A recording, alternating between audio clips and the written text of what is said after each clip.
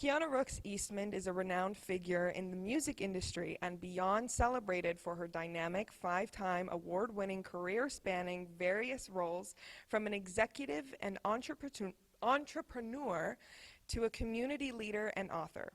As the founder of Sandbox Studios, Eastman cultivated a vital hub for urban music development in Toronto, providing a platform for both established and emerging artists. Her work has earned recognition from global brands like Nike, Google, Home Depot, and so many more. With an impressive media footprint, Rookz has been featured in the Toronto Star, Globe and Mail, Elle Magazine, and so many other. You can see her press. Oh, there's a link, so it says here, but maybe we'll put it, I don't know, in an email or something we'll send out afterwards for promotion, reinforcing her influential presence across industries. Beyond her music and in entrepreneurial, I'm French, I should be able to say that, endeavors, Rookz embodies a holistic approach to community and personal development. She serves as a lead pastor at altgather, a spiritual, non-religious church focused on inclusive and healing conversations about faith and self-acceptance. Her leadership in this space demonstrates a commitment to nurturing wholeness in individuals, especially those feeling disconnected or marginalized. So, without further ado, Pastor Rookz.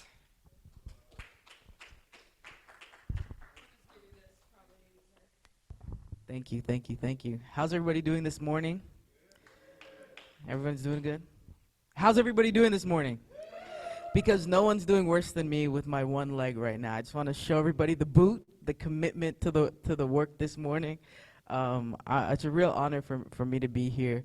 Yeah, I actually was sleeping just 2 hours ago. I actually have service at my church at 2 p.m. and I got a call. 8:15. I went to sleep. That's my executive pastor right there, Tanisha. I went to sleep last night at like 4 a.m. We were up talking, plotting. We're like, you know what?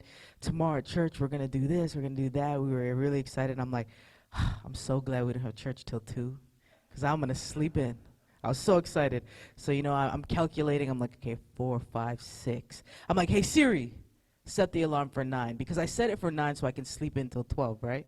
You don't sleep until you've slept in. That's my philosophy. So I'm like, all right, Siri, set the alarm for 9. I got a call at 8:15 this morning. I look at my phone. It's David Lewis. There we go. Siri's doing her job. I get a call. It's David Lewis Pert, and I'm like, it's 8:15. You know, you do the rollover. I'm like, it's 8:15. I could call him later. And it rings again, and I'm like, why would anyone call anyone on Sunday at 8:15, right? I'm like, maybe he's outside, something's going on. It rings again, and something in my spirit says, answer the phone.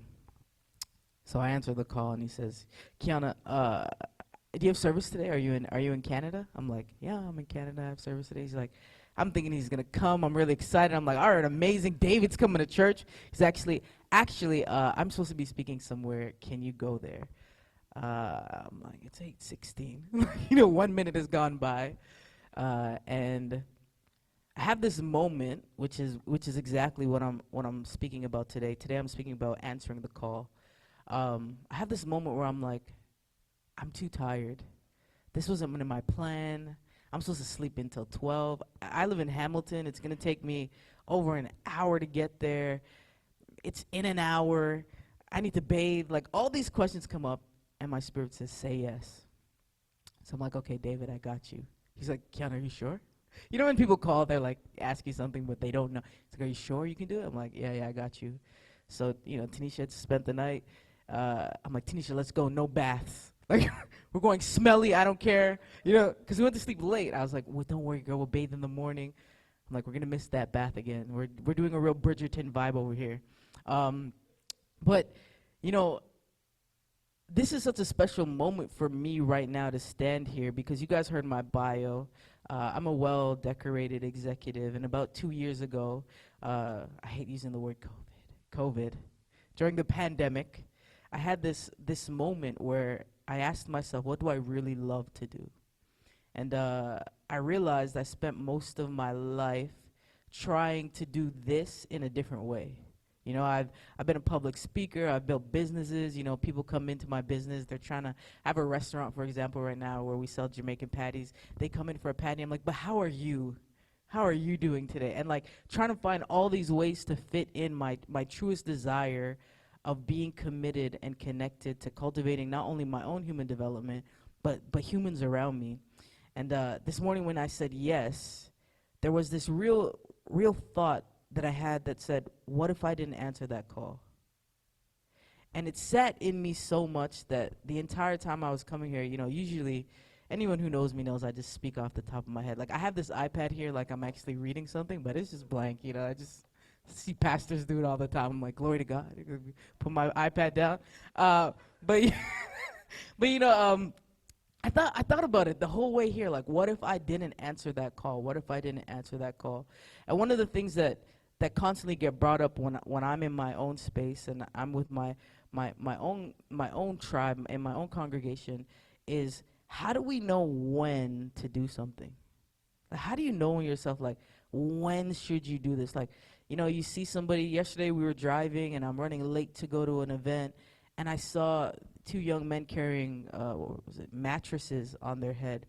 And first of all, I was very impressed. One guy, 2 mattresses. The other guy was just talking to him. I'm like, come on, friend, do something. But that's another conversation. I see him, and I'm like, I'm running late. I'm looking at my watch. I'm looking at him. And I say, pull over. And I get out. I hop out with my leg. And, you know, all my stuff falls out the car. And I'm like, put the mattress in my trunk. And I'm like, where are you going? And he's like, just up the road. And, like, there was this moment in that moment where I had that feeling. Like, it built up, it boiled up, and I was like, I have to do this thing now. And there's so many times in our spirit, in ourselves, we are so connected to the, you know, the divine, that we are all like a part. I always say we're like all granular versions of the divine, that when you get that thing, it is an instruction. It is telling you what to do in the now. We serve like a now presence. And so one of the greatest things that I can ever leave anywhere I go is, can you hear that? Do you have enough clairvoyance to hear the voice of this universe, of the entire energy that is speaking to you? And are you willing to activate on that energy now? One of the questions that always gets asked to me is, but how do I know it's not for tomorrow? You didn't hear it tomorrow. Tomorrow doesn't even exist. Tomorrow is a thing. Whatever happened before doesn't exist, but right now exists. And so one of the things I really wanted to, like, I was thinking about for my own self, like, you know, coming into this space, if you do go to my press link, which I suggest you do, I'm kidding, but if you do check out my website, like, the last time I was really in Toronto speaking, I think the last time I spoke in person in Toronto was I opened up for Barack Obama when we brought him here in 2020 at the Metro Toronto Convention Center. And you know, I spoke in front of 6,000 people. I've spoken everywhere. I've spoken all over the world at some of the most prestigious Ivy League schools, to, you know, the TD building, and speaking to all their executive leaders. And the idea of speaking to people about the conversation they're having in their head is actually one of the hardest things I've ever had to do, because it requires me to be vulnerable, and it requires me to be a part of your vulnerable self.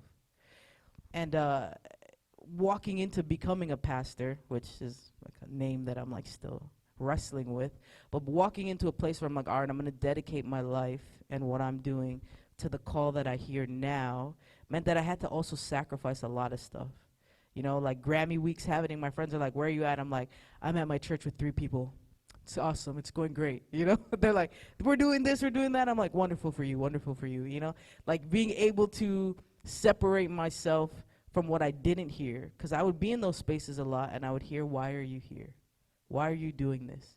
And a lot of those answers were for what other people expected of me. We all have something inside of us that we expect of ourselves. And I think that that is the conversation that we are constantly having with the divine, is that we know inside of ourselves what we are to be doing and who we are to be.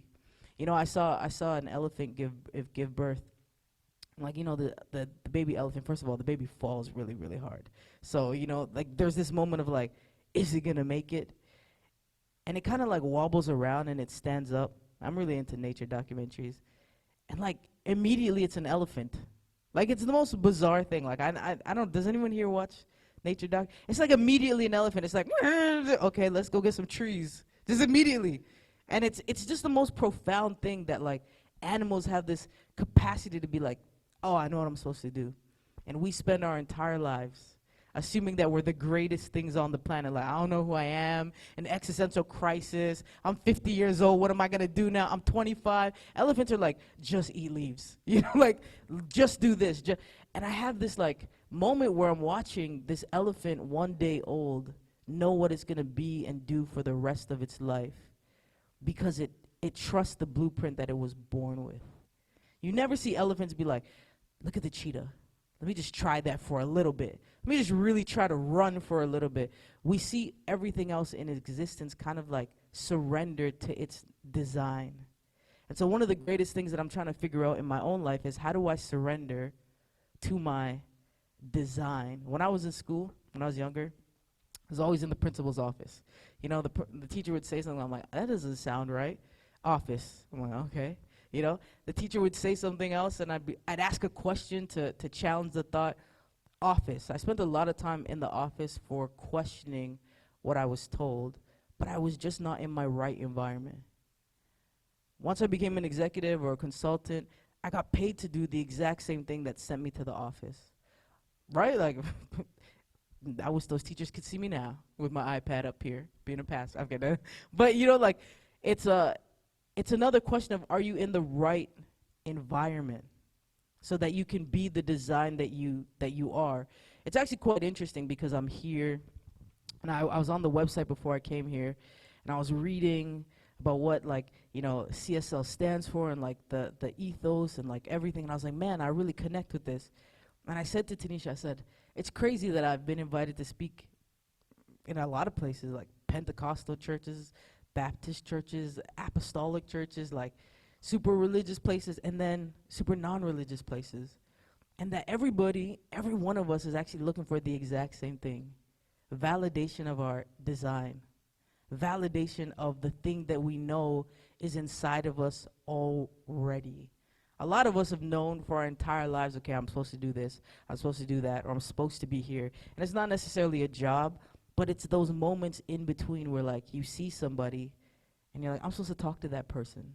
Do we have enough faith in the divine that we are connected enough to it that there's a reason that we hear that? And to trust yourself in the now to do the thing that you hear. The thing I want to leave today is, like, answer the call. Can you answer the call? At my church, we talk to each other, so it's like, right now I want to be like, when's the last thing you heard? But I don't know if anybody on Zoom will be able to hear you. But for the people on Zoom as well, like, what are the things that you're hearing inside of you? Take a moment today, for real, write them down. There are a lot of things we've heard inside of us for our entire lives. I was at a dinner yesterday. Somebody was like, oh yeah, Rookz is a pastor now. And I was like, yes, something like that. If you'd like to give us your tithes, I'm always a pastor. I'm kidding. I'm not kidding. But, you know, like, I was telling them, like, yeah, I'm a pastor. They're like, how long? I'm like, I don't know. I think I got ordained a couple years ago. Like, you've never told anybody? I'm like, you know, it's kind of something that I myself have been running from for a long time because it didn't seem to make sense to me. I'm like, okay, I'm super queer looking. Well, I'm queer, but I'm queer looking as well, right? Like, you know, nobody's going to miss it. You know, my grandmother, God bless her heart, I'm Jamaican. And I remember when I got ordained, she was like, but how? I'm like, Grandma, what do you mean? She's like, how did you become a pastor? Like, how? I'm like, are you asking if I'm straight now? Because the answer is no. You know, like, her mind can't even, she's like in a whirlwind of like, they're just giving those out now? Like, you know? But, you know, like, loves me so much, but like has like this real social construct. But even for myself, I live within the social construct. Even for me, like, it's hard for me to understand and to go out into the world and say, like, yeah, I'm a pastor, because I know the conversation that comes next, right? Even from people who love me dearly, because I've put myself in a box. As an executive, I'm like, I'm going to leave this job to go, like, talk to people. I'm not going to get, the number one thing that even I struggled with, and I think it's a part of the human experience, was like, how do I get paid, though? You know, like, I'm sitting there, I'm like, all right, this is cool, but how do I get paid? Like, you know? And trying to figure all of those things out. But the greatest thing I figured out was, like, if in every moment I answer the call, like the random thing that I feel, it just leads up to the things that we become. Like we're so focused on planning. I was thinking about it on my way here. I had a thought that I'm a sleep-in person. Who's a sleep-in person? There you go. Shout out my sleeping people. Okay, there we go. But there are people who are the planners. Okay, there can't be two sleeping people and one planner. What are the rest of y'all? You just go with the flow. Okay, cool. So the planners are like, my schedule's like this. I'm gonna make sure I do this. I have like 30 minutes for free time. But I thought about like being a sleeping person, which I am, which like kind of just go with the flow. Like I think if I had a surfboard, people would understand me more. I'd just be like really clear that I'm not gonna be there on time. But you know, even the planners miss the opportunity to answer the call because it's not a part of the plan. Right? So we have this idea that the plan is going to help us get to the place.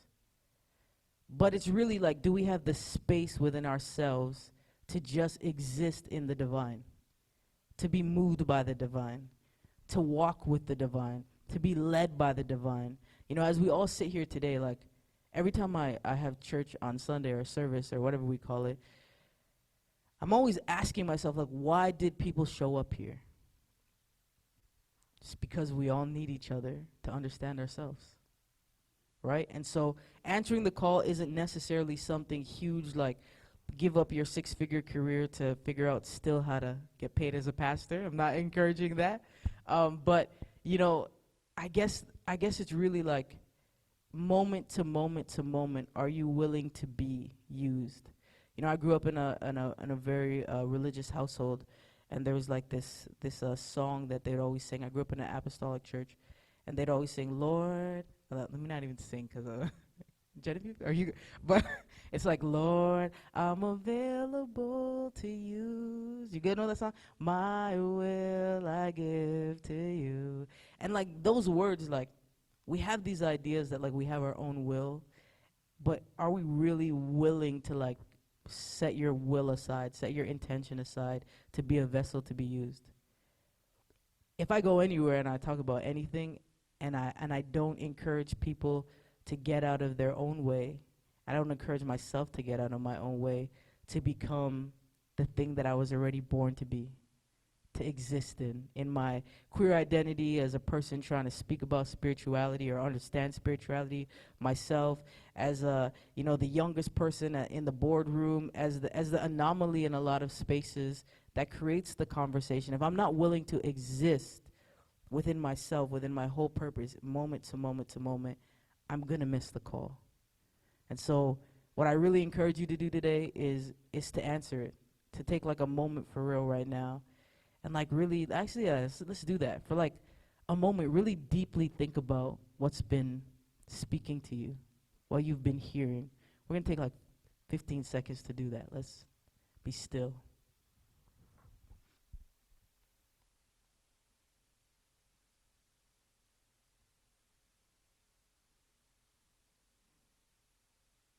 Whatever that was, whatever you heard, I'm going to encourage you to trust that if you heard it, that the universe has already created every opportunity for it to happen.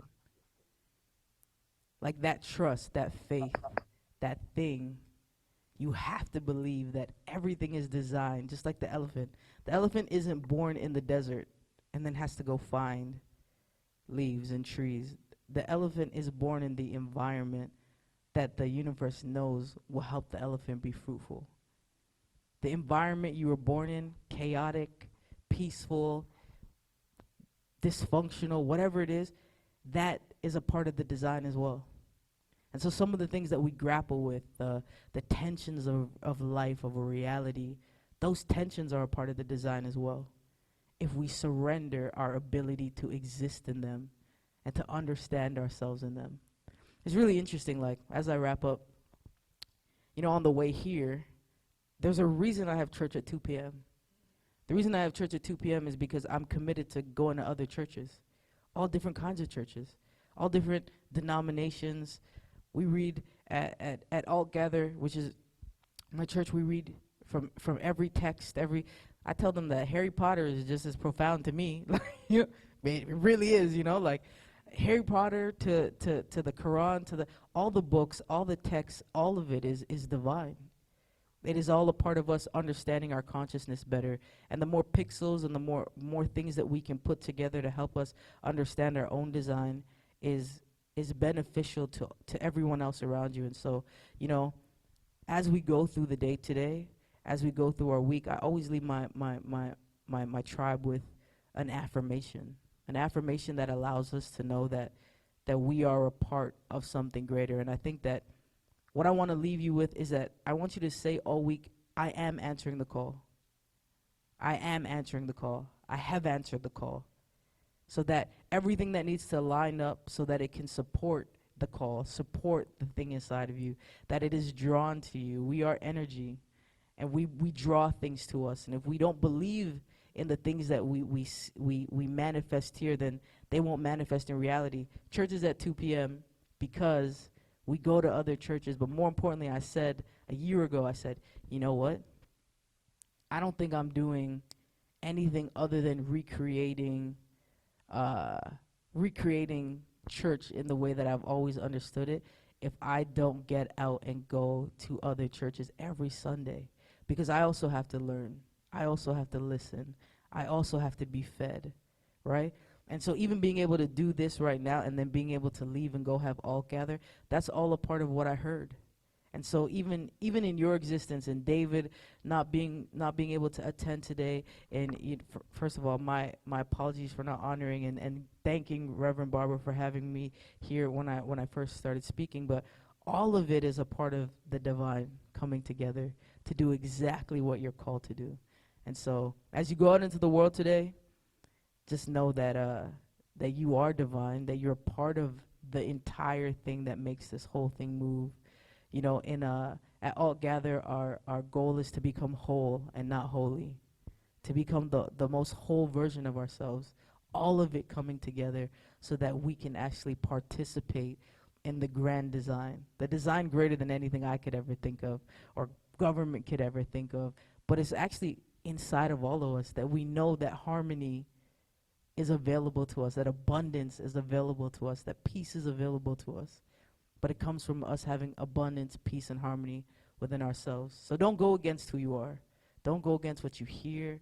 Don't go against what you feel, because that inner tension leads to outer tension. Cool? All right, so I think that's me for the morning. I'm from I grew up I'm Jamaican, first of all. Church is like 6 hours. So I was like, do you think I'll be able to leave before the sun's down? I got to get back to Hamilton. So I'm like, this is quick, this is in and out. But I really do, I want everybody today to meet somebody else. The reason that we're all sitting in this room is because there's somebody else that's connected to our purpose, connected to our design. So thank you so much for having me here. My moniker is Create Fate. You are creating the life that you live. You're creating the experience that you have, good or bad. The hardest part of the hardest part of my understanding now is that good or bad, I created it. Good or bad. Whatever bad is, whatever good is, but my experience is designed by me. So I pray and I leave the intention with you that you design the experience you were designed for. Amen.